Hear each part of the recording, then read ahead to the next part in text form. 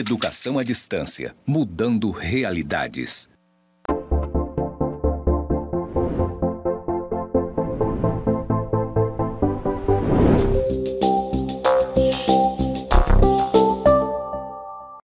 Olá, tudo bom? Eu sou a professora Denise Tontiucci e essa é a disciplina de Economia do Setor Público. Vamos dar início agora à nossa segunda aula da disciplina. Eu estou aqui no estúdio de gravação do IFRO, no campus Porto Velho, Zona Norte. E aqui atrás tem uma tela branca e uma tela interativa, onde a gente vai ver os nossos slides. Vamos agora para a minha audiodescrição? Eu sou uma mulher branca, alta, dos cabelos castanhos claros, comprimento médio. Estou usando um blazer preto e uma camisa clara. Vamos para a nossa segunda aula? A gente vê aqui no slide que vamos falar um pouco sobre a evolução do pensamento econômico. Vamos entender as teorias que deram o formato mais moderno para como a gente entende a economia. Vamos falar dos principais teóricos, a escola clássica, a escola nacional americana, a teoria marxista, teoria neoclássica e ainda o keynesianismo. O objetivo dessa aula é narrar a evolução do pensamento econômico. Vamos falar então do que existe de pré-moderno, partindo para o moderno e ainda chegando no contemporâneo.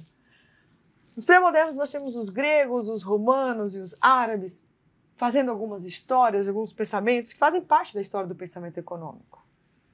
No que a gente chama período moderno, nós temos os mercantilistas e os fisiocratas, que vão fazer algumas abstrações com o uso de matemática e tentar entender a origem da riqueza e a história das nações.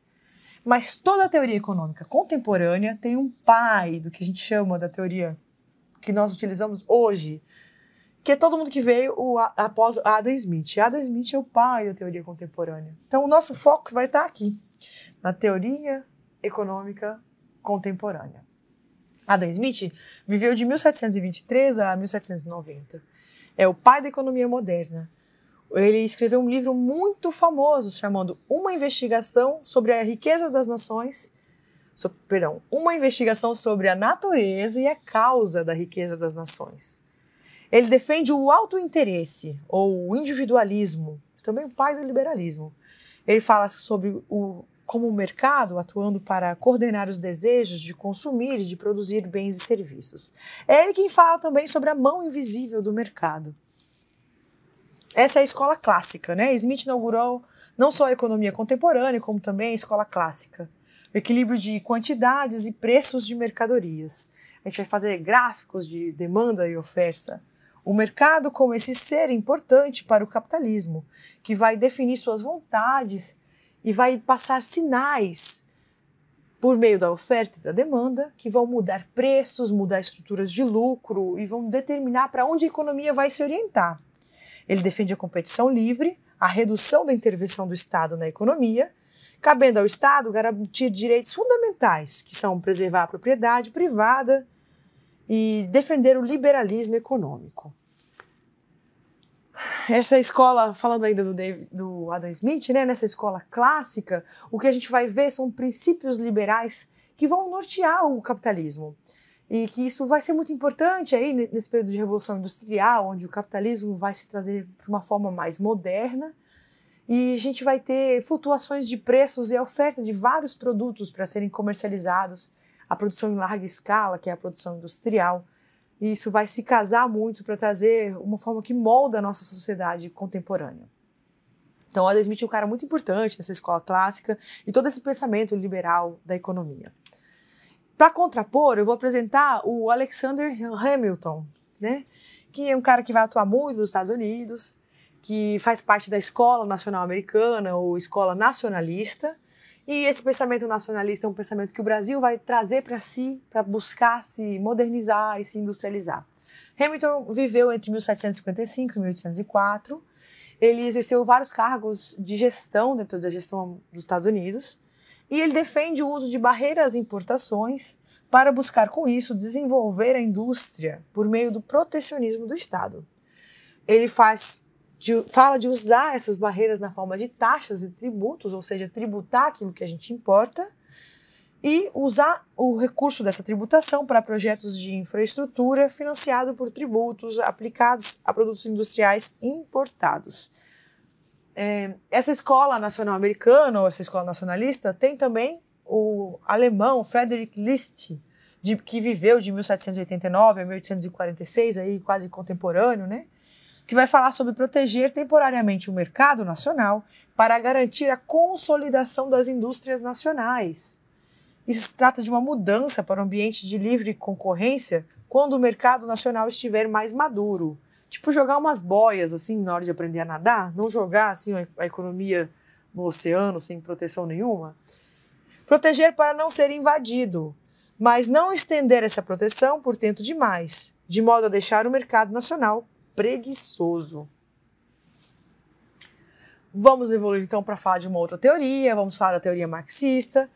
Cronologicamente ela vem um pouquinho depois, Marx é um cara que viveu de 1818 a 1883, e ele tem uma série de obras, entre elas a mais famosa é o Capital, que é uma crítica da economia política, e o seu trabalho teve uma forte impacto no mundo, além dos debates na sociologia, na filosofia, também na economia. Mudou a dinâmica econômica mundial e podemos atribuir a sua teoria à forte oposição que o capitalismo enfrentou após a Primeira Guerra Mundial. O surgimento aí de nações comunistas. Na teoria marxista, se a riqueza está na produção de bens e serviços, como bem disse Adam Smith, e se é o trabalhador quem produz esses bens e serviços, o questionamento é: por que ao trabalhador cabe apenas uma parcela tão pequena dos ganhos? Seus debates trouxeram muitas indagações para os pensadores da escola clássica e impulsionaram o surgimento da teoria neoclássica, além do surgimento dos estados comunistas no mundo, né?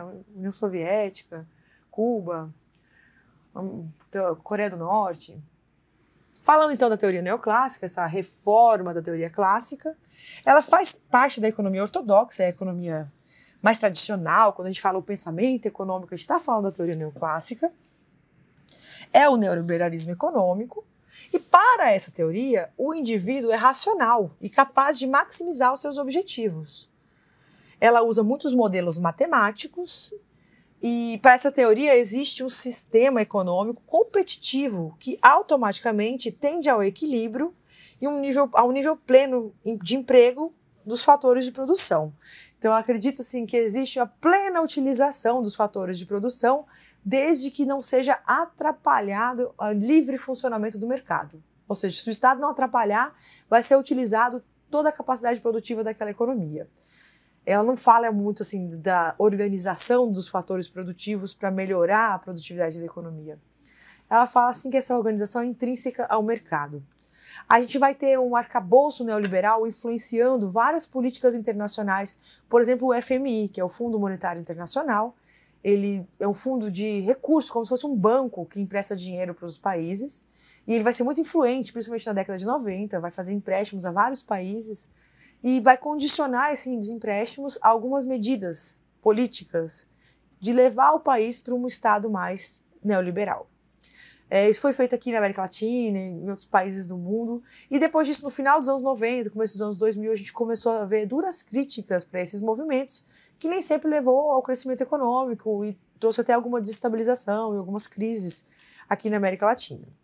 A gente fala que isso é fruto do consenso de Washington, né, que foi composto por regras básicas para a teoria neoclássica, um encontro mesmo que foi feito na cidade de Washington. Foi formulado por economistas de instituições financeiras como o Banco Mundial, Fundo Monetário Internacional, FMI, e o Tesouro Norte-Americano.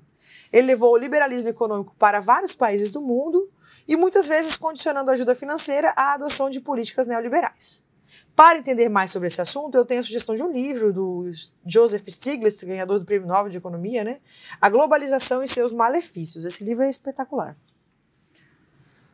Partindo então para uma outra teoria, última que vamos ver nessa aula de hoje, vamos falar sobre a teoria keynesiana. Keynes, esse grande pensador econômico, John Maynard Keynes, viveu de 1883 a 1946. Escreveu um livro muito famoso chamado Teoria Geral do Emprego, do Juro e da Moeda. E ele vai produzir muito após a crise mundial de 1929. Ele vai compreender como que os políticos estão reagindo a esta crise e vai sugerir que essa foi uma crise de superprodução e que crises de superprodução são naturais no sistema capitalista e são geradas pelo próprio sistema.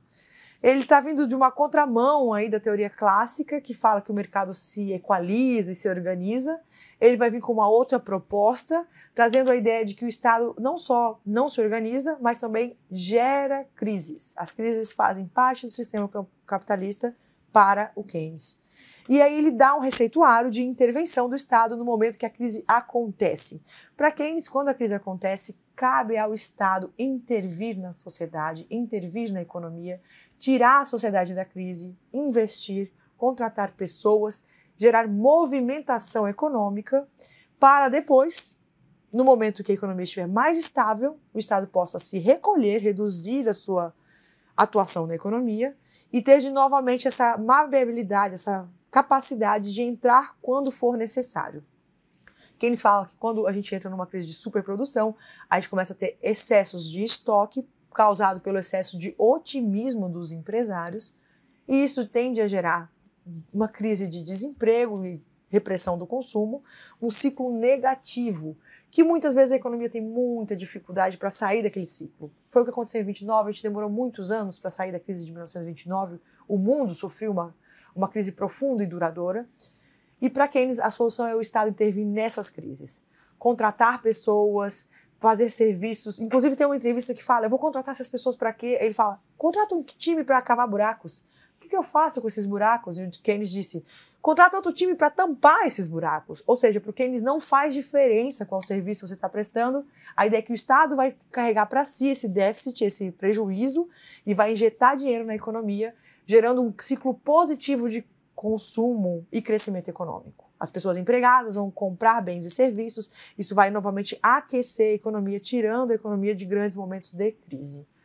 E isso é um receituário que vai ser usado a partir desse momento, então todas as outras grandes crises do capitalismo nunca foram mais tão duradouras como a crise de 29, porque essas ideias de Keynes começaram a ser empregadas nos países modernos aí, e a gente vê que quando a economia entra em crise, o Estado intervém na economia. Como a gente vê aqui no slide, não haver demanda bastante para garantir o pleno emprego dos fatores de produção devido ao entesouramento das poupanças, que é guardar as poupanças. Recomenda-se que o Estado intervenha na economia, dando incentivo para que ela saia da crise. Esse é o conteúdo da aula de hoje. Nós fizemos uma pincelada aí nas principais teorias econômicas. Nós vamos aprofundar esse conteúdo no nosso material de apoio. Eu convido que você faça a leitura e nós ficamos por aqui. Vejo você nas próximas aulas. Até breve.